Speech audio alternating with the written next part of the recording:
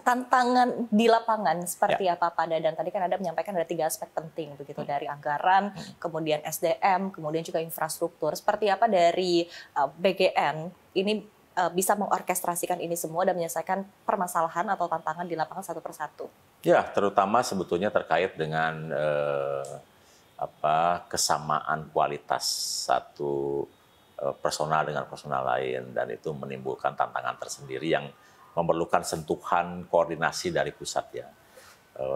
Contoh misalnya banyak kejadian atau beberapa kejadian terkait dengan ada program makan bergizi yang berdampak terhadap kesehatan ya, itu karena munculnya SPPG baru setiap saat, dan kemunculan SPPG baru ini menimbulkan satu risiko karena untuk bisa ibu-ibu masak yang biasanya masak 4-5 orang, ketemu harus masak dalam jumlah besar, butuh waktu untuk membiasakan diri, butuh waktu sampai kualifikasinya cukup untuk bisa masak dengan kematangan yang seharusnya dan juga dengan rasa yang bisa diterima oleh penerima manfaat. Jadi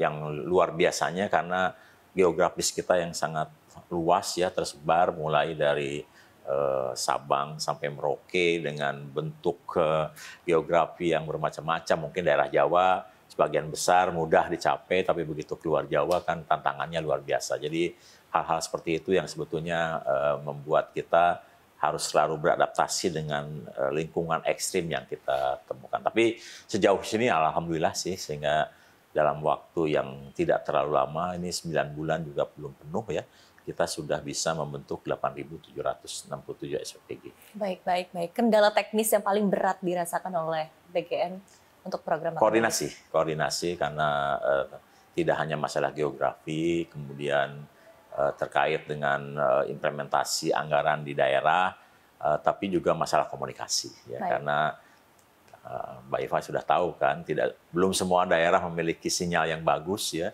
kemudian transport yang bagus, sehingga kadang-kadang kita harus menenggang rasa kalau ada petugas-petugas lapangan kita yang mungkin tidak secepat yang kita harapkan. Baik, Pak Dadan, dalam beberapa waktu terakhir program makan bergizi gratis ini kembali mendapatkan sorotan dari masyarakat. Kita juga melihat begitu di sosial media banyak kritik yang ditujukan untuk program makan bergizi gratis ini. Ada beberapa yang menyampaikan bahwa program ini perlu ditinjau ulang. Bahkan ada yang menyatakan bahwa program ini baiknya dihentikan begitu ya. Tanggapan dari Pak Dadan untuk program makan bergizi gratis ini seperti apa? Ya, saya senang dengan ada kritik-kritik seperti ini, karena dengan adanya kritik kan akhirnya kita selalu mendapatkan insight lain ya. Kemudian mendapat masukan-masukan yang bisa mempertajam, meningkatkan pelaksanaan kita ya.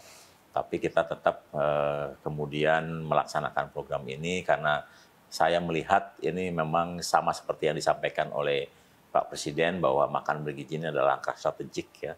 Dan ini untuk menyelamatkan generasi kita mendatang, menciptakan generasi yang berkualitas di tahun 2045.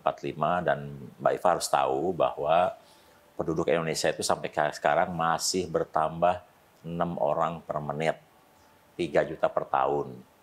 Dan kita masih akan tumbuh mencapai 324 juta di tahun 2045. Dan Mbak Iva harus tahu dari mana sumber pertumbuhan penduduk Indonesia ini.